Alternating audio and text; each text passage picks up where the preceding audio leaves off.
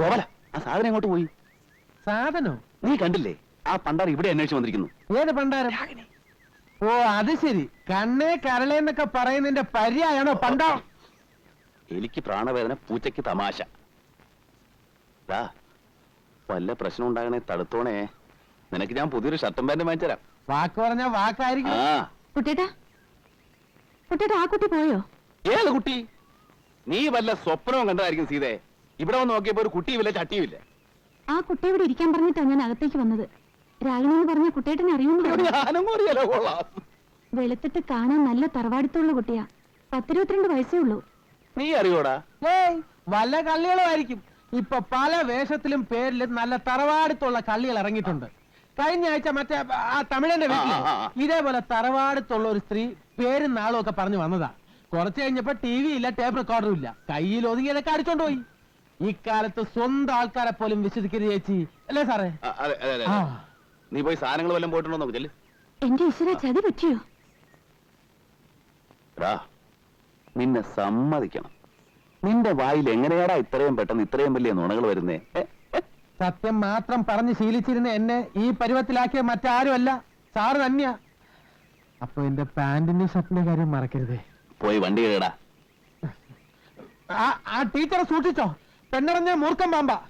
എപ്പോഴും ചേച്ചിക്ക് ഈ ഗോപാലൻ ഉണ്ടാവില്ല. അവളിത് 1ാം ക്ലാസ് ഒന്നും അല്ല, ഇതിനു മുമ്പ് പല ക്ലാസ്സുകളിലും പഠിപ്പിച്ചിട്ടുള്ളതാ. നീ പോയി വണ്ടി കേട്. ചെല്ല്.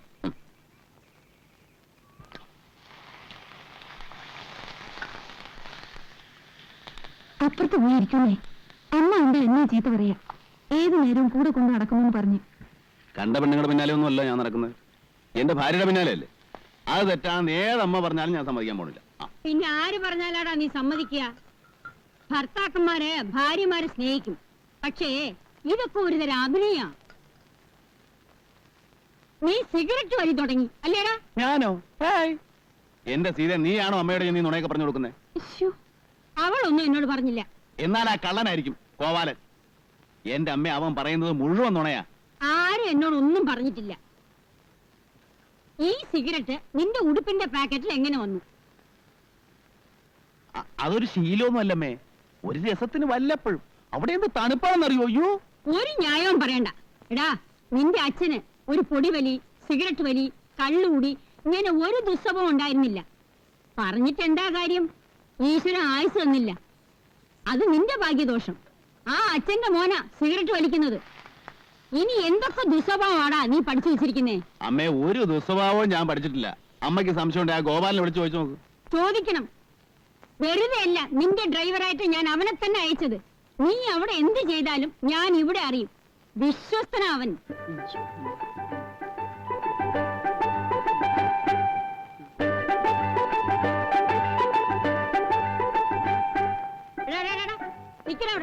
എന്തോന്നാടാ എന്നെ കണ്ടോണ്ട് അവിടെ ഒന്ന് പരുങ്ങുന്നു? ഒന്നുമില്ല, കൊച്ചമ്മയ്ക്കൊരു ശല്യാവണ്ടെന്ന് കരുതി പോയതാ. ആ, എനിക്ക് നിന്നോട് ചില കാര്യങ്ങൾ ചോദിക്കാനുണ്ട്.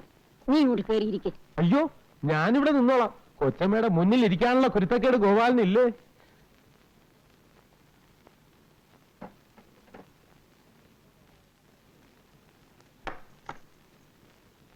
കുട്ടൻ എങ്ങനെയാടാ അവിടെ? എങ്ങനെയെന്ന് ചോദിച്ചാ? ആ, സമയത്തിന് ആഹാരം കഴിക്കുന്നുണ്ടോ? വേണ്ടാത്ത കൂട്ടുകെട്ടുകളോ ദുസ്വഭാവം വല്ലതും ഉണ്ടോ? അയ്യോ, അങ്ങനെ എന്തെങ്കിലും ഉണ്ടെങ്കിൽ ഗോപാലിന് ആ നിമിഷം ഇവിടെ അറിയിക്കില്ലേ? ആ, ചിലര് പറയണത് കേൾക്കുമ്പോ സത്യം പറഞ്ഞാൽ എനിക്ക് രോമാഞ്ചം ഉണ്ടാകാറുണ്ട്. സാറിന് ഇത്രയും നല്ല സ്വഭാവവും പെരുമാറ്റവും ഒക്കെ കിട്ടിയത് സാറിന്റെ അമ്മയുടെ മിടുക്കുകൊണ്ടാണെന്ന ആളുകൾ പറയണത്. അവനെ ഞാൻ വരച്ച വരയിൽ നിർത്തി വളർത്തിയതാ. ഗോപാലിനറിയോ, 5 വയസ്സിൽ അവന്റെ അച്ഛൻ മരിച്ചതാ. അമ്മയും അച്ഛനുമായിട്ട് ഞാനേ ഉണ്ടായിരുന്നുള്ളൂ. ഇന്ന് വരെ എന്റെ ഒരു വാക്ക് അവൻ മറികടന്നിട്ടില്ല. എന്നാലും നിന്റെ ഒരു കണ്ണ് എപ്പോഴും അവന്റെ അടുത്ത് വേണം. ആ, എപ്പോഴാ ദുർബുദ്ധി തോന്നുന്നു അറിഞ്ഞൂടാ. നീ എപ്പോഴും പിന്നിൽ വേണം. അയ്യോ, എല്ലാ കാര്യത്തിലും ഞാൻ പിന്നിലുണ്ട്. വീട്ടിൽ വരാൻ സമയമില്ലാണ്ട് എന്താടാ കുട്ടൻ ഇത്ര വലിയ ജോലി അവിടെ? ഈ തേയില നുള്ളുന്നതും ചായപ്പൊടി ഉണ്ടാക്കുന്നതും ഒക്കെ അവൻ തന്നെയാ.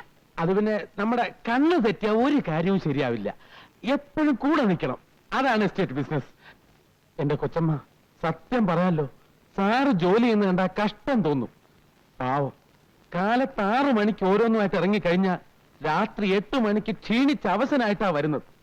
അതുവരെ എസ്റ്റേറ്റും ഓഫീസും ജോലിക്കാരുമായിട്ടുള്ള മൽപ്പിടുത്തവും.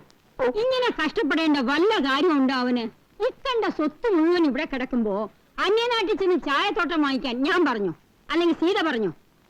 ആരും പറഞ്ഞിട്ടില്ലല്ലോ. സമ്പാദിച്ചു കൂട്ടാൻ മക്കളില്ല, പിന്നെ ആർക്ക് വേണ്ടി? എനിക്ക് വേണ്ടിയോ? സീതയ്ക്ക് വേണ്ടിയോ? അവളുടെ കാര്യമാണെങ്കിൽ അതിലേറെ കഷ്ടം. പൂജയും വഴിപാടും വ്രതമായിട്ട് അതെങ്ങനെ? ആര് ചെയ്ത പാവം എന്തോ. ഒരു തലമുറ ഇതോടെ അന്യം നിന്ന് പോവുമല്ലോ എന്റെ ഈശ്വര. ആരുടെ കാര്യം അമ്മ ഈ പറയുന്നേ? നിന്റെ കാര്യം തന്നെ. എടാ, 10-42 വയസ്സായി. ഇനിയെങ്കിലും വീട്ടിൽ അടങ്ങി ഒതുങ്ങി ഇരുന്നൂടെ നിനക്ക്? അയ്യോ കൊച്ചമ്മ എത്ര വയസ്സാണ് പറഞ്ഞത്? 42. എന്റെ അമ്മോ. അമ്മ വെറുതെ പറഞ്ഞു എന്റെ വയസ്സനാക്കല്ലേ അമ്മേ. പിന്നെ നിനക്ക് എത്ര വയസ്സായി എന്നാ വിചാരം? 48 ജനുവരിയിൽ ഉള്ളതാ നീ. 90 ജനുവരിയിൽ 42 വയസ്സായി. നരച്ച മുടിയും മീശയും കറുപ്പിച്ചെന്ന് വെച്ച് നീ കൊച്ചു കുട്ടിയാവൂ? എന്ത് കേട്ടിട്ടാണ് ചിരിക്കുന്നേ? കഴുതേ. ആ അമ്മ എന്തിനാ എന്നെ ഇങ്ങനെ നാണം കിടത്തുന്നേ? നമുക്ക് വേറെ ഒന്നും പറയാനില്ലേ? എടാ കുട്ട, എനിക്കോ വയസ്സായി. ഒരു കുഞ്ഞിക്കാല് കണ്ടിട്ട് മരിക്കണമെന്ന് ഒരു ആശ ഉണ്ടായിരുന്നു. ഇനി ആശിച്ചിട്ട് ഫലമില്ല. നീ ഇങ്ങനെ അന്യനാട്ടിൽ പോയി കിടക്കുന്നത് ശരിയല്ല. പോയില്ലെങ്കിൽ അവിടത്തെ കാര്യങ്ങൾ ആര് നോക്കും അമ്മേ? ആ നാശം അങ്ങ് വിറ്റു തൊലയ്ക്കണം. വിറ്റു തൊലയ്ക്കാനോ? ഇത്രയും കാലം ഞാൻ അവിടെ പോയി കിടന്ന് വേർപ്പൊഴി കഷ്ടപ്പെട്ട് വെറുതെ ആവൂലേ? വെറുതെ ആയിക്കോട്ടെ, സീതയ്ക്കും അത് തന്നെയാ ഇഷ്ടം. ഇനിയുള്ള കാലം നീ നാട്ടിൽ ഒന്ന് ജീവിക്കേ. എനിക്ക് വയ്യ. ദേ, ഞാൻ പറയുന്ന അങ്ങോട്ട് അനുസരിച്ചാ മതി കേട്ടോ. അമ്മയുടെ അഭിപ്രായം തന്നെയാണോ നിനക്കും? എസ്റ്റേറ്റ് വിൽക്കണോ? ഈ കഷ്ടപ്പാട് കാണുമ്പോ കഷ്ടപ്പാടൊന്നുമില്ല. 5-6 കൊല്ലം നമ്മളെ മക്കളെ പോലെ പോറ്റി വളർത്തിയിട്ട് വിറ്റുകളയാനൊരു മടി. എങ്കിൽ വിൽക്കണ്ട. അതല്ല, വേണ്ടെന്ന് നിനക്ക് തോന്നുകയാണെങ്കിൽ പിന്നെ ഒന്നും ചിന്തിക്കാനില്ല. നിന്റെ ഇഷ്ടമാണ് പ്രധാനം. കുട്ടേട്ടന്റെ ഇഷ്ടം നോക്കിയാ മതി. അപ്പോ കുറച്ചുനാളൂടെ കഴിയട്ടല്ലേ? മതി. എന്നാ നീ അത് അമ്മയൊന്ന് പറഞ്ഞ് മനസ്സിലാക്കും. ഉം. നാളെ ഞാൻ പോയാലോ എന്ന് ആലോചിക്കുക. ഓഫീസിൽ തീരാത്ത പണിയുണ്ട്. ജോലി ഉണ്ടെങ്കിൽ പൊയ്ക്കോളൂ. ഉം. നാളെ മുതൽ ടൗൺ ഹാളിൽ ഗീതായജ്ഞ ആരംഭിക്കുക. 2 ആഴ്ച നോയമ്പ് നോക്കണമെന്ന് കരുതിയതാ, അത് മുടങ്ങി. ആ, ഇനി എപ്പോഴാ വരുന്നേ? എന്താ? ഇപ്രാവശ്യം വരുമ്പോ ഒരിടത്ത് പോണോന്ന് അച്ഛൻ വന്നപ്പോ പറഞ്ഞിരുന്നു. എവിടെ? തൃശ്ശൂർ ഒരു നാട്ടുവൈദ്യനുണ്ടത്രേ. നമ്മൾ 2 ആളും കൂടെ ഒന്ന് ചെന്ന് കാണുമെന്ന് രാധ അച്ഛനെ എഴുതി അറിയിച്ചതാ. ഫലിക്കുന്ന മരുന്നാ. ഒക്കെ വെറുതെ ഓരോ കേട്ടുകേഴ്വിയാണെന്നേ. എന്തെല്ലാം മരുന്നുകൾ കഴിച്ചു. നമുക്ക് യോഗമില്ല.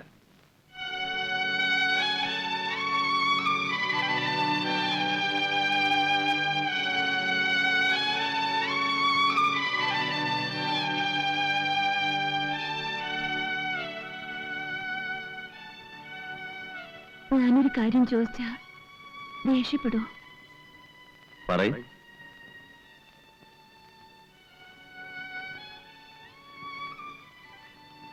ഒരു കുഞ്ഞുണ്ടാവാത്തതിൽ അമ്മയ്ക്ക് വലിയ വിഷമമുണ്ട്.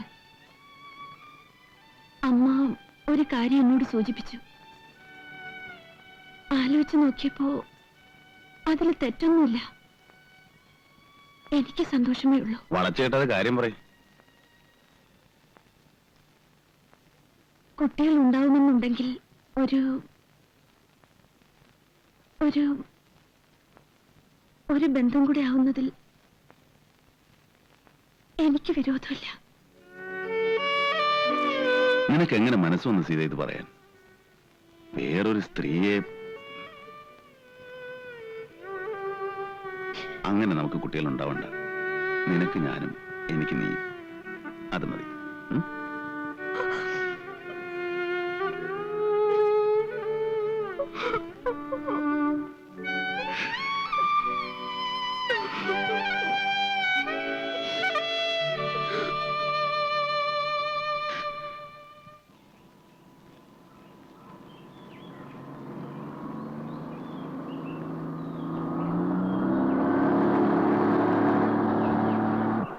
ഈ അടുത്ത് കാണുന്ന പോലെയല്ലേ? ഈ കാണുന്ന പോലെ തൊട്ടടുത്ത് കാണുന്ന അതിനപ്പുറത്ത്.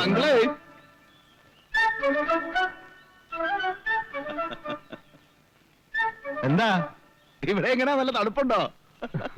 ചൂടാ. ഇയാൾ എല്ലായിടത്തും ഉണ്ടല്ലോ. സ്നേഹത്തോടെ ഒരു കാര്യം ചോദിക്കുമ്പോ അങ്കിൾ എന്തിനാ കിടന്ന് ചൂടാവുന്നേ? ഞാൻ കുറെ ദിവസമായിട്ട് നാട്ടിലായിരുന്നു, അതുകൊണ്ടല്ലേ ചോദിച്ചത് തണുപ്പാണോന്ന്. ചേട്ടാ, ഇത് വലിയ ശല്യമായല്ലോ. തനിക്ക് വേറെ ഒരു ജോലിയില്ലേ? നമ്മുടെ ഒരു പ്രധാന ജോലി ഇതാണ്. ഇതാരാ പുതിയ കക്ഷി? ഏതായാലും മോളല്ല. അമ്മായിയമ്മ. ആരുടെ? തന്റെ. അത് ശരി. ആളാരാണെന്ന് അറിഞ്ഞാ മതി. എന്റെ അമ്മായിയമ്മ ഇത്രയും ചെറുപ്പമല്ല. പോട്ടെ കാണാം. അയ്യടാ. എന്താ അങ്ങോട്ട് കളിക്കുന്നത്? ഓ കയറ്, താരാ കയറ്, ഓ.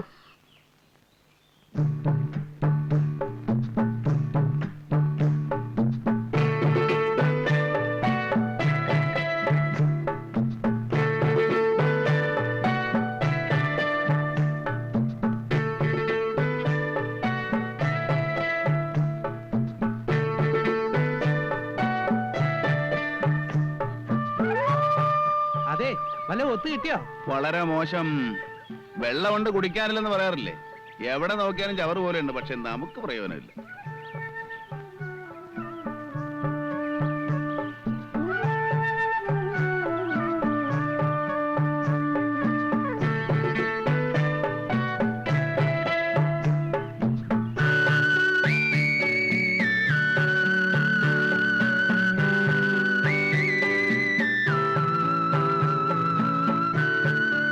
എന്തോ തടഞ്ഞ ലക്ഷണം ഉണ്ടല്ലോ. എന്ന് പറയാറായിട്ടില്ല.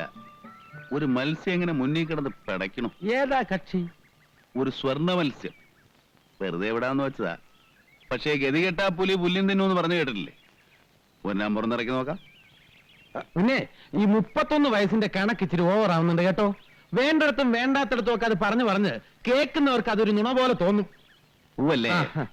ആ കാര്യം ഞാൻ നോക്കിക്കോളാം. നീ ആവശ്യമില്ലാത്ത പബ്ലിസിറ്റി കൊടുത്ത് നാറ്റിക്കായിരുന്നാ മതി. ചെല്, പോയി കാറിലേക്ക്. ഞാനങ്ങ് വന്നേക്കാം.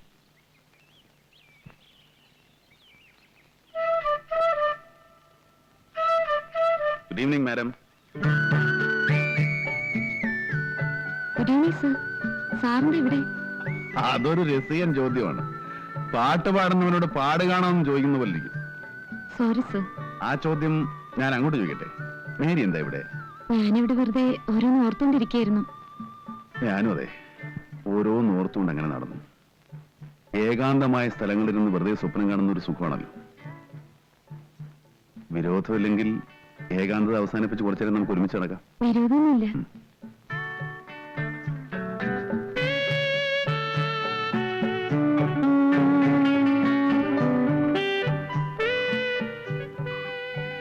മേരി എന്താണ് ആലോചിക്കുന്നത്? സാറെന്താണ് ആലോചിക്കുന്നത്? ഓർക്കാൻ സുഖമുള്ള ഒരുപാട് കാര്യങ്ങൾ. നിറഞ്ഞ പച്ചപ്പിലൂടെ സ്വന്തമെന്ന് അവകാശപ്പെടാൻ കഴിയുന്ന ഒരു പെൺകുട്ടിയെ നെഞ്ചോട് ചേർത്ത് പിടിച്ച് ഒരിക്കലും അവസാനിക്കാതെ ഇങ്ങനെ നടക്കുക. കായികനികൾ ഭക്ഷിച്ച് അരുവികളിലെ തെളിനീർ കുടിച്ച് വള്ളിക്കുടികളിൽ അന്തി ഉറങ്ങി കാടും മലകളും പുഴയും കുന്നുമൊക്കെ പിന്നിട്ട് അങ്ങനെ നടന്നു പോവുക. ഇടയ്ക്ക് വെറുതെ മോഹിച്ചുപോയി ആ പെൺകുട്ടി മേരിയായിരുന്നെങ്കിലെന്ന്. ഞാനും ആലോചിച്ചത് സാറിനെ കുറിച്ചാണ്. എന്നെ കുറിച്ചോ? അതെ, പിന്നെ എന്നെ കുറിച്ചും. നമ്മളെല്ലാം എന്തെല്ലാം പൊയ്മുഖങ്ങളാണ് അണിയുന്നത്. വാക്കുകൾ കൊണ്ട്, പ്രവൃത്തികൾ കൊണ്ട് ഒക്കെ നമ്മൾ നമ്മളെ വഞ്ചിക്കുകയാണ്. ഞാൻ പറഞ്ഞത് ശരിയല്ലേ? സാറിനെ പോലെ എനിക്കുണ്ട് സ്വപ്നങ്ങൾ.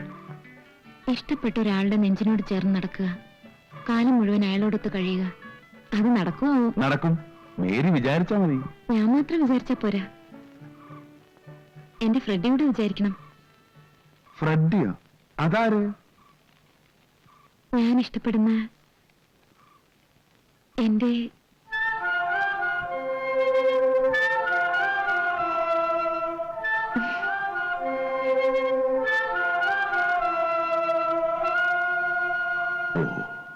അങ്ങനെയാണല്ലേ? സാരമില്ല, ഞാൻ കണ്ടതെല്ലാം വെറും ദുസ്വപ്നങ്ങളാണ്. ഇല്ല, അതും സഫലമാവും. സീതാലക്ഷ്മി എന്നൊരു പാവം സ്ത്രീയില്ലേ, അവരെ ഞാൻ അനുവദിച്ചാ മതി.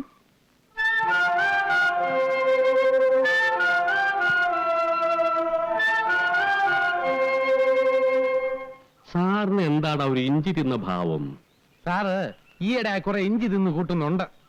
മൂപ്പർക്ക് മിടുക്ക് പോരല്ലേ? അതെന്താ? അല്ലേ, സൗന്ദര്യമുണ്ട്, പണമുണ്ട്, വാഹനമുണ്ട്, മാന്യതയുണ്ട്. അന്യനാട്ടില് സുന്ദര ഒരു വീടുണ്ട്. ആ വീട്ടില് ആവശ്യമുള്ളത് മാത്രം കാണുകയും കേൾക്കുകയും ചെയ്യുന്ന ഒരു നാണുനായരുണ്ട്. പിന്നെ എന്തിനും മിടുക്കുള്ള ഒരു ഡ്രൈവറുണ്ട്. എന്നിട്ടും ആ ടീച്ചറില്ലാതെ മറ്റൊരെണ്ണം ഇവിടെ കയറി വരുന്നില്ലല്ലോ ഗോപാലകൃഷ്ണൻ. കേറിയിട്ട് തനിക്ക് എന്താ ഗുണം? എനിക്കൊരു ഗുണമുണ്ടായിട്ടല്ല, എങ്കിലും നമുക്കൊരു സന്തോഷല്ലേ ഗോപാലകൃഷ്ണൻ. അത് ഓരോരുത്തർക്കും ഓരോ രീതിയിലാണല്ലോ. ചിലർക്കൊന്ന് കാണുന്നതിൽ സന്തോഷം, ചിലർക്കൊന്ന് കേട്ടാ മതി, ചിലർക്കൊന്ന് തൊട്ടാ മതി. ഈ സ്പർശന സുഖം. സാറിന് ഈ കാര്യങ്ങളില് 100-ല് 100 മാർക്കാ. ഇനി അങ്ങോട്ടുള്ള കാര്യങ്ങളിൽ സാറിന് ഞങ്ങൾക്ക് ഉറ്റക്കുറവുണ്ട്. അല്ല, ഈ വക സൗകര്യങ്ങളൊക്കെ നമുക്ക് കിട്ടണം. ഇവിടെ എന്തായിരിക്കും സ്ഥിതി? കൃഷ്ണകൃഷ്ണ, ഗോപാലകൃഷ്ണ. എന്താ? അല്ല, ഗുരുവായൂരപ്പനെ വിളിച്ചതാ. അത് ശരി.